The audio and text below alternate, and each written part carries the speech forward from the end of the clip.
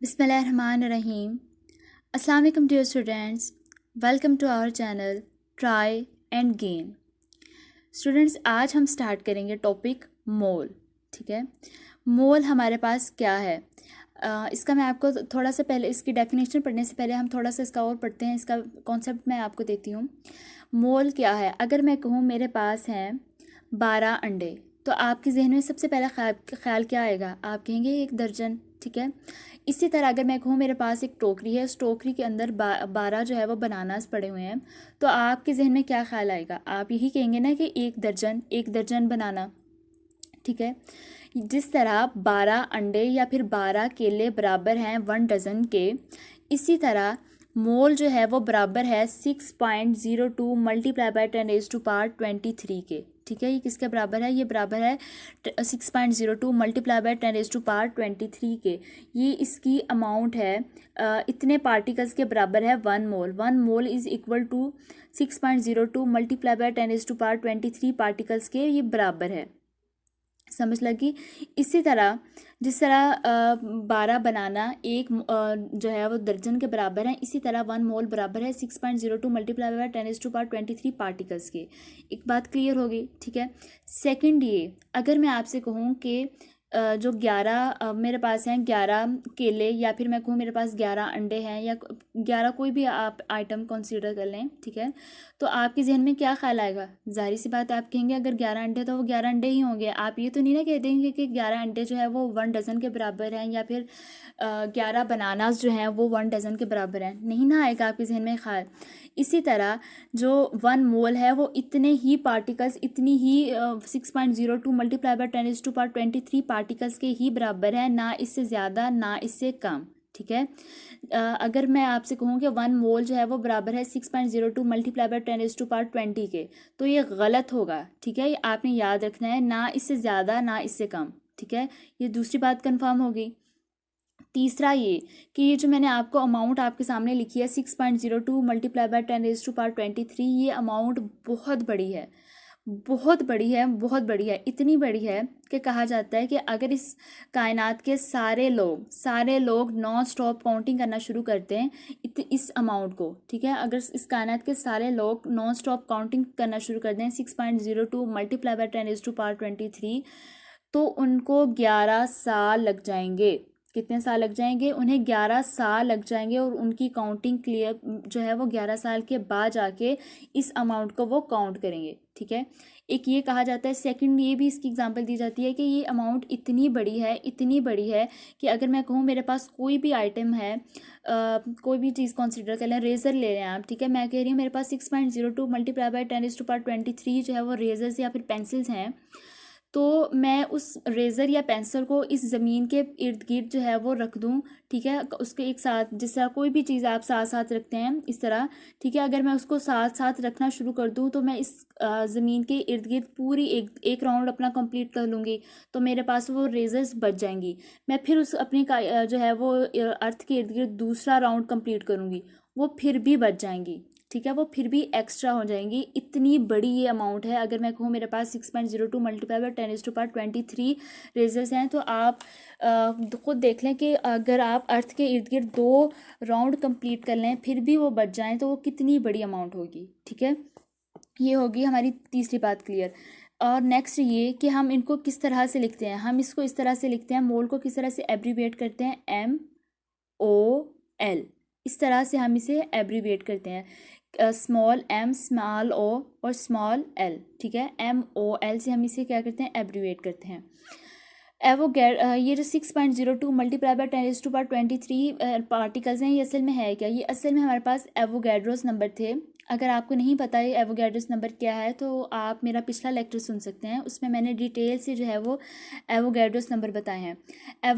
ये जो 6.02 multiply by 10⁻23 particles थे, ये हमें असल में एक साइंटिस्ट थे जो कि इटालियन केमिस्ट थे। इटालिया यानी इटली के रहने वाले केमिस्ट थे। उन्होंने हमें ये अमाउंट दी थी 6.02 मल्टीप्लाई बाय 10⁻23।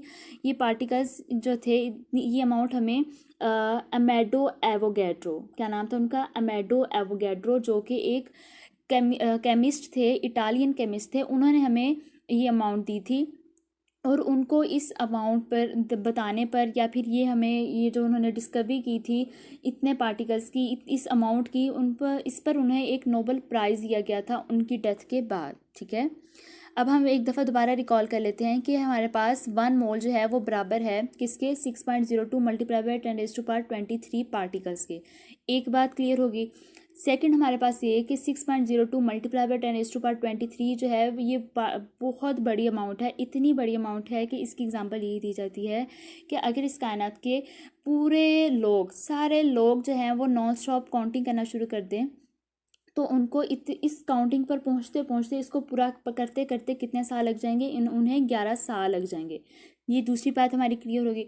तीसरी बात ये कि मैं कह रही हूँ मेरे पास 6.02 मल्टीप्लाई बाय 10⁻23 कोई भी पार्टिकल्स हैं, और सॉरी कोई भी आइटम है, रेज़र है, पेंसिल है, या कुछ भी है, तो मैं उसको इस ज़मीन के इर्द गिर्द एक राउंड उनका कंप्लीट कर लूँ, उसे ज़मीन के साथ साथ रख दूँ। ठीक है, साथ साथ बिल्कुल इस तरह साथ साथ जोड़ जोड़ के रख दूँ, तो मैं अपनी जो अर्थ के इर्द गिर्द एक राउंड कंप्लीट कर लूँगी, फिर मैं अपनी अर्थ के इर्द गिर्द दूसरा राउंड जो है वो कंप्लीट कर लूँगी, और वो आइटम्स जो रेज़र या पेंसिल मेरे पास थी वो फिर भी बच जाएंगी। ठीक है, ये हमारी तीसरी बात क्लियर होगी। चौथा हमने ये कहा कि इन मोल को एब्रीविएट किया जाता है किसके साथ, MOL के साथ। ठीक है, ये हमारी चौथी बात क्लियर होगी। पाँचवा हमने ये कहा कि जो हमारे पास है ये एवोगैड्रोस नंबर, ये हमारे पास किसने दी थी, इटालियन केमिस्ट थे, उनका नाम क्या था, अमेडो एवोगैड्रो।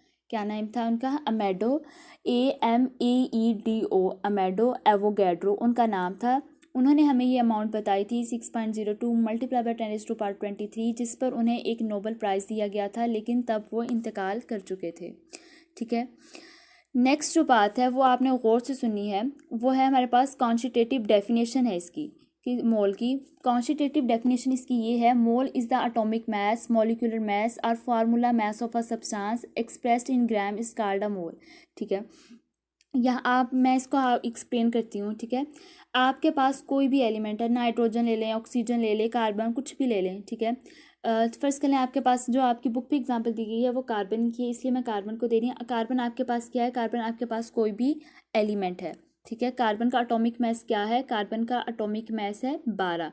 क्योंकि इसके अंदर 6 जो है वो प्रोटॉन है और 6 इसके अंदर न्यूट्रॉन है। Neutron plus proton is equal to atomic mass. समझ लगी, आपके पास इसका एटॉमिक मास क्या है, आपके पास इसका एटॉमिक मास है 12। जब आपने इस 12 को लिखेंगे, ठीक है, तो इसके यूनिट क्या होंगे, इसके यूनिट होंगे AMU। ठीक है, A for atomic, M for mass, U for unit. ये क्या है, ये 12 AMU इसका एटॉमिक मास है। लेकिन जब आप इस 12 AMU को लिखेंगे कन्वर्ट करके किसके अंदर, ग्राम्स के अंदर, 12 ग्राम। ठीक है, जितने जब आप इसको ग्राम्स के अंदर लिखेंगे फिर आप क्या कहेंगे, ये आपके पास क्या है, ये आपके पास बन जाएगा मोल। ठीक है, ये आपके पास मोल बन जाएगा। आप इसे मोल भी कह सकते हैं, आप इसे मोलर मास भी कह सकते हैं, आप इसे ग्राम एटॉमिक मास भी कह सकते हैं। ये तो हमने सिर्फ एलिमेंट की बात की थी। ठीक है, आप एलिमेंट भी ले सकते हैं। इसी तरह अगर आप कोई मॉलिक्यूल लें, जिस तरह आप वाटर ले रहे हैं, ठीक है, जिस तरह अगर आप वाटर लें तो वाटर का जो मॉलिक्यूलर मास होता है वो 18 होता है, 18 AMU। जब आप इस 18 AMU को कन्वर्ट कर दें किसके अंदर, 18 ग्राम के अंदर, ठीक है, फिर हम इसे क्या कहेंगे, हम इसे कहेंगे 1 मोल। 18 ग्राम किसके बराबर है, 1 मोल के बराबर हैं। इसी तरह अगर आप बात करिए, हमने एक एलिमेंट की बात कर ली, दूसरी हमने मॉलिक्यूल की बात कर ली, तीसरी हम बात करते हैं फार्मूला यूनिट की। ठीक है, आपके पास कोई भी फार्मूला यूनिट है, फर्स्ट कर लें आपके पास CO3 है या NaCl, कुछ भी ले लें, आपकी बुक पे दिया हुआ है NaCl। ठीक है, NaCl का क्या है, NaCl का फार्मूला क्या, मैस क्या है, 58.5। 58.5 आपको किस तरह अचीव होता है, सोडियम का 23 और Cl का क्या है 35। 23 और 35 आप इन दोनों को प्लस करें, आपके पास आ जाएगा 58। ठीक है, ये आपके पास NaCl का क्या है फार्मूला मैस, 58.5। 58.5 को जब आप ग्राम्स में कन्वर्ट करके लिखेंगे आपके पास आ जाएगा 58.5 ग्राम। ठीक है, ये किसके बराबर हो जाएगा, ये बराबर हो जाएगा 1 मोल के। ये इतनी सी बात है जो इस डेफिनेशन में लिखी हुई है कि जब आप एटॉमिक मास, मॉलिक्यूलर मास या फिर फार्मूला मास को एक्सप्रेस करते हैं किसके अंदर, ग्राम्स के अंदर, फिर हम उसे क्या कहते हैं, फिर हम उसे कहते हैं मोल। ठीक है, क्लियर होगी ये बात। ये इसमें यही बताया गया है जिस तरह आपकी बुक पे लिखा हुआ है, atomic mass of a carbon as 12 gram, ठीक है। इसका कार्बन का एटॉमिक मास क्या है 12, ठीक है। क्यों? क्योंकि इसके अंदर 6 प्रोटॉन 6 न्यूट्रॉन है, तो इसका एटॉमिक मास क्या है 12। 12 AMU को जब आप एक्सप्रेस करेंगे, लिखेंगे किसके अंदर, ग्राम्स के अंदर, 12 ग्राम, तो फिर ये आपके पास आ जाएगा 1 मोल ऑफ कार्बन, ठीक है। यानी जिसका जितना एटॉमिक मास होगा उतने ग्राम उसको जब हम जितना किसी भी एलिमेंट का एटॉमिक मास है, जब हम उसको उतने ही ग्राम्स में लिखेंगे, फिर हमारे पास वो क्या होगा, वो 1 मोल होगा, ठीक है। इसी तरह मॉलिक्यूलर मास ऑफ H2 है, जब हम उसे 18 ग्राम है जो कि हमारे पास 18 AMU को जब हम लिखेंगे किसके अंदर, जब हम उसे लिखेंगे ग्राम्स के अंदर, फिर हमारे पास वो क्या हो जाएगा, वो 1 मोल ऑफ वाटर के बराबर हो जाएगा। इसी तरह फार्मूला यूनिट ऑफ NaCl को जब हम लिखेंगे किसके अंदर, ग्राम्स के अंदर, वो हमारे पास क्या हो जाएगा, वो हमारे पास 1 मोल ऑफ NaCl हो जाएगा। नेक्स्ट है आपके बुक में एक पिक्चर दी गई थी।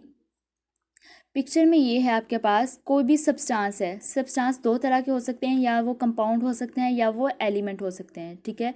अगर तो वो आपके पास हैं एलिमेंट, ठीक है। ये इस तरह से है कुछ, आपके पास सब्सटेंस 2 तरह के हो सकते हैं, या वो एलिमेंट हो सकते हैं या वो आपके पास कंपाउंड हो सकते हैं, ठीक है।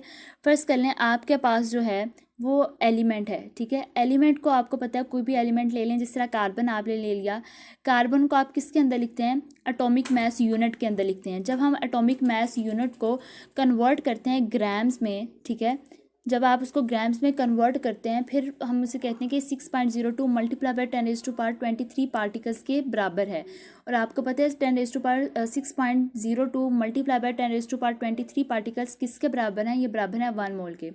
ये तो हमने एलिमेंट्स की बात कर ली है ना। सब्सटेंस की दूसरी फॉर्म है कंपाउंड। अब हम कंपाउंड को देखते हैं। कंपाउंड में हमारे पास ये है, कंपाउंड 2 तरह के होते हैं। एक तो होते हैं मॉलिक्यूलर मैस, ठीक है, एक तो मॉलिक्यूलर, और दूसरे हमारे पास होते हैं फार्मूला मैस, ठीक है। पहले हम मॉलिक्यूलर मैस को देखते हैं। मॉलिक्यूलर मैस में है हमारे पास ग्राम, मॉलिक्यूलर मैस में हमारे पास ग्राम मॉलिक्यूलर मैस, ठीक है। जब हम वो किसके बराबर है, जब हम मॉलिक्यूलर मैस को किसके अंदर लिखते हैं, ग्राम मॉलिक्यूलर मैस के अंदर लिखते हैं, वो किसके बराबर है, 6.02 मल्टीप्लाई बाय 10⁻23 मॉलिक्यूल्स के, जो के बराबर है 1 मोल के। इसी तरह अगर हम कंपाउंड की दूसरी फॉर्म को देख लें, जो कि है हमारे पास फार्मूला मैस। फार्मूला मैस में हमारे पास ये है कि फार्मूला मैस का जो जब हम उसको ग्राम्स के अंदर लिखते हैं, तब हम उसे कहते हैं ग्राम फार्मूला मैस, ठीक है। हम उसे ग्राम फार्मूला मैस भी कह सकते हैं, हम उसे मोल भी कह सकते हैं। उसकी वैल्यू होती है 6.02 मल्टीप्लाई बाय 10⁻23 फार्मूला यूनिट्स, जो के बराबर हैं 1 मोल के, ठीक है। स्टूडेंट्स, ये था आज का लेक्चर। खुदा हाफिज़।